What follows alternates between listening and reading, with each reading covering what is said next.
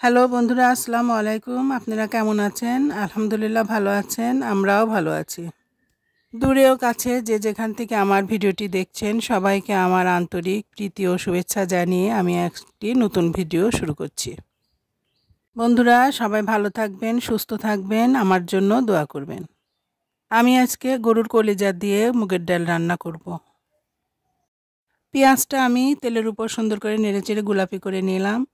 তারপর কিছু গোটা গরম মশলা দিয়ে দিয়েছিলাম।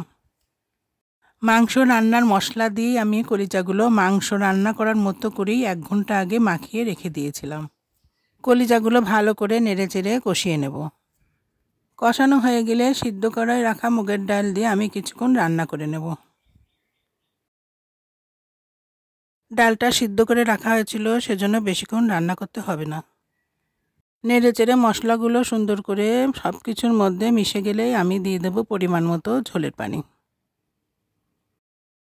পানি দিয়ে সব কিছু নেড়েচেড়ে সুন্দর করে আমি কিছুক্ষণ ফুটিয়ে রান্না করে নেব। নামানোর আগ দিয়ে পেঁয়াজ তেলে দিয়ে আমি ঘি দিয়ে নামিয়ে নেব। এদিকে আমি মুরগির মাংসটাও রান্না করে নেব। মাংসটা আমার কষানো হয়ে গেছে, কিছুক্ষণ নেড়ে আমি ঝোলে পানি দিয়ে দেব। নরম নরম ঢ্যাঁড়স ভাজিটা খুব ভালো লাগে, আমি ঢ্যাঁড়সটাও ভাজি করে নেব। এদিকে আমি মুরগির মাংসের মধ্যে আলু দিয়ে বেশ কিছুক্ষণ রান্না করে নিয়েছি। মাংসটা আমার রান্না হয়ে গেছে, এবার নামিয়ে নেব। আমার ঢ্যাঁড়স ভাজিটাও হয়ে গিয়েছে, আমি ঢ্যাঁড়স ভাজিটা নামিয়ে নিয়েছি। এদিকে আমি রুই মাছগুলো হলুদ লবণ মরিচ দিয়ে মাখিয়ে রেখেছিলাম। বেশ কিছুক্ষণ মাখিয়ে রেখে আমি আস্তে আস্তে করে মাছগুলো ভেজে নেব। এক চুলায় আমি মাছগুলো সুন্দর করে ভেজে নেব, অন্য চুলায় আমি তরকারি কষিয়ে ঝোলের পানিটা দিয়ে দিয়েছি। সব মাছগুলোই ভাজা প্রায় হয়ে গিয়েছে, এখন ঝোলটা উতলে উঠেছে। আমি এখন আস্তে আস্তে করে একটা একটা মাছগুলো ঝোলের মধ্যে দিয়ে দেবো।